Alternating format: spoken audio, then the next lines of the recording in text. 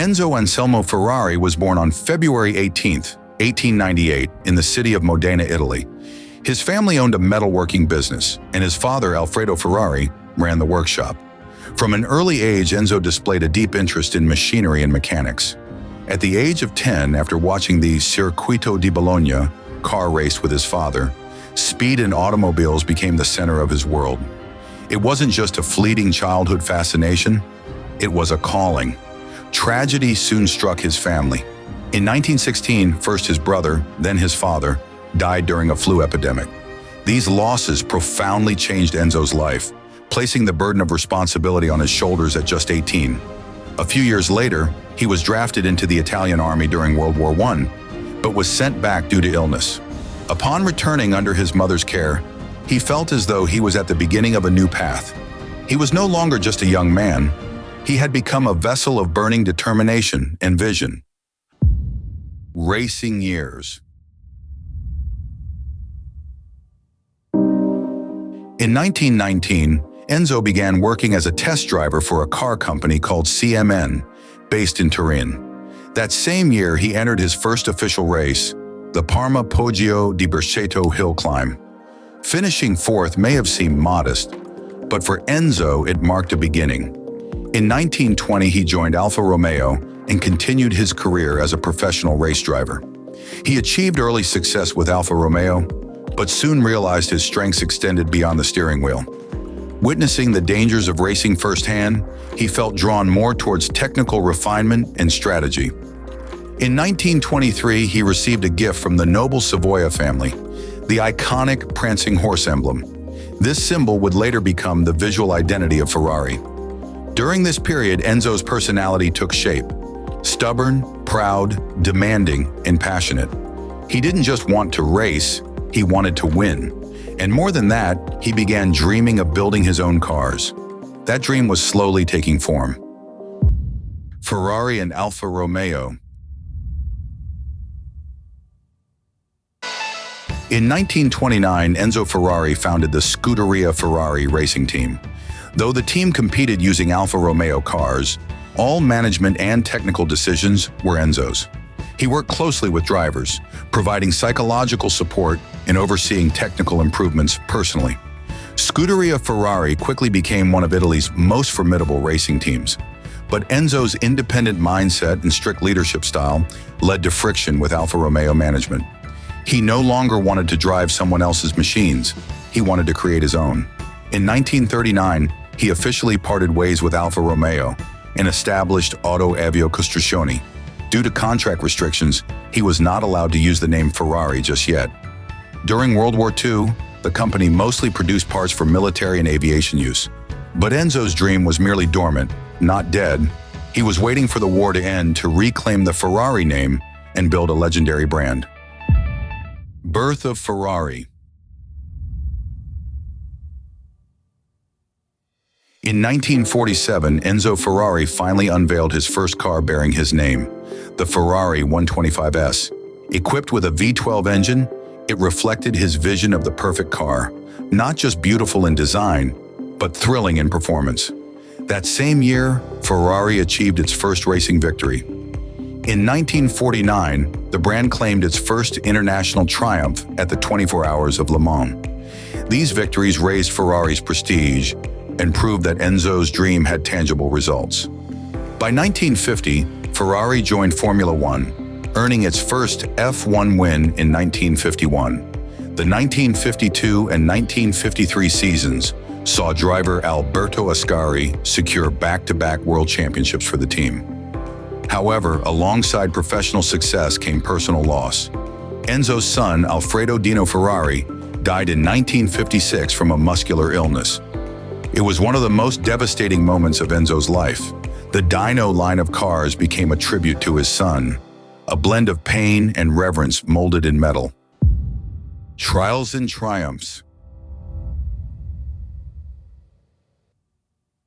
The 1960s marked a period of expansion for Ferrari, technologically, financially, and structurally. Yet the era was also marred by conflicts and tragedies. Several young drivers died while racing for Ferrari. One of the darkest moments came in 1961, when Wolfgang von Trips and 15 spectators were killed at the Monza Grand Prix. Enzo was shaken deeply. In 1969, he sold 50% of Ferrari to Fiat, a move that brought financial stability but did not strip Enzo of control. On the contrary, he retained full authority over the racing division. Scuderia Ferrari became a direct extension of his personal will. The 1970s saw a revival through collaboration with Niki Lauda. Ferrari claimed world championships in 1975 and 1977. However, relations between Enzo and Lauda cooled after the 1976 Nürburgring crash. Enzo's strict, sometimes cold approach to drivers brought him both admiration and criticism. Dream on wheels. Enzo Ferrari was not merely a car maker, he was a visionary, a proud realist, an emotional artist, and a man full of contradictions. To millions, his name doesn't just represent luxury, it represents ambition, obsession, and a dream forged through fire. For Enzo, speed was more than a physical measurement, it was a way of life. And Ferrari is the name of that speed, still racing down the roads of history. Which philosopher spent over 10 years in a single room, connecting with the world without leaving?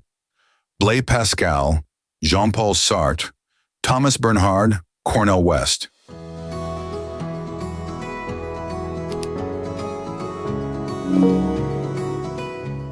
Austrian writer and philosopher Thomas Bernhard lived in isolation for years after illness. He focused on writing, thinking, and communicating via letters without leaving his room. His works explored death, loneliness, and resistance to authoritarian society. He was known as a critical voice against the system. Who was the first mathematician awarded a Nobel Prize? John Nash, Roger Penrose, Henri Poincaré, Bertrand Russell.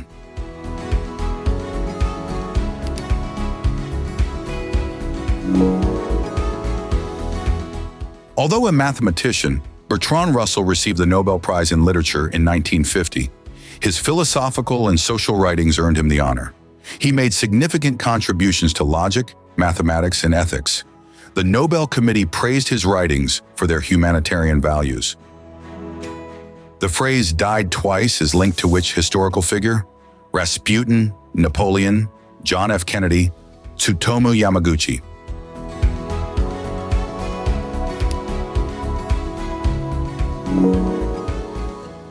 Yamaguchi is the only person officially recognized to have survived both Hiroshima and Nagasaki bombings in 1945.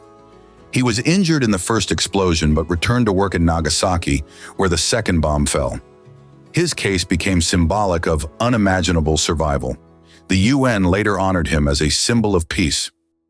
Which silent film era actor oscillated between comic and eerie personas? Buster Keaton, Lon Chaney, Charlie Chaplin, Harold Lloyd.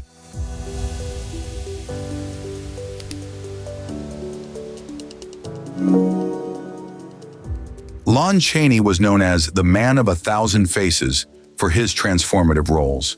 He frequently appeared in horror and tragedy films. His innovative use of makeup set him apart as a pioneer. His mysterious persona and performance made him a legend. Which biohacker inspired AI-driven health tech by tracking his own body for years? Kevin Warwick, Michael Snyder, Timothy Ferris, Chris Dancy.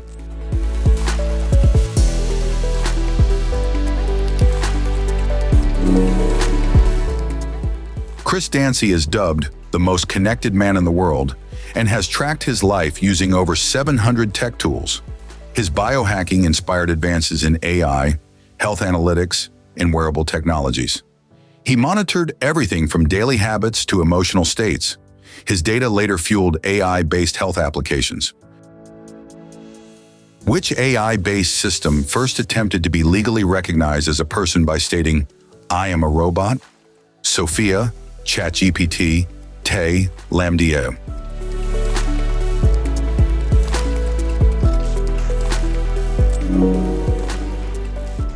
Sophia, created by Hanson Robotics, was the first humanoid robot to receive official citizenship from Saudi Arabia. She She has spoken about human rights and ethics. Sofia's recognition sparked debates about the legal status of AI. Her phrase, "I am a robot," became iconic. Thank you for staying with us. Don't forget to subscribe to our channel, like our videos, and leave a comment.